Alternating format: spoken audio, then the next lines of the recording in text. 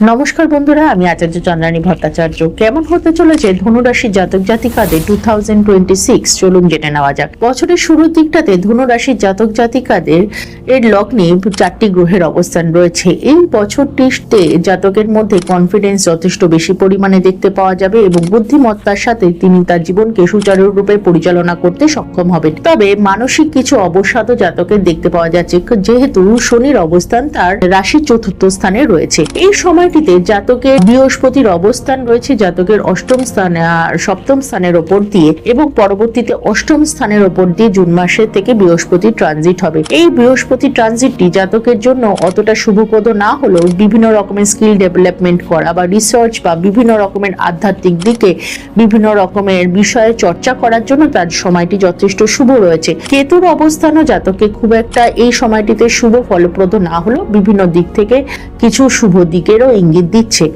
এই বছরটিতে জাতক জাতিকাদের জীবনে শুভ এবং লাভদায়ক অবস্থার উন্নতি করার জন্য এবং জীবনে বিভিন্ন রকমের বাধা বিপত্তি দূর করার জন্য মা কালীর উপাসনা অবশ্যই আপনারা করুন এবং বিষ্ণু সহস্রনাম জপ করুন। এতে আপনার জীবনে সকল বাধা অশান্তি দূর হবে।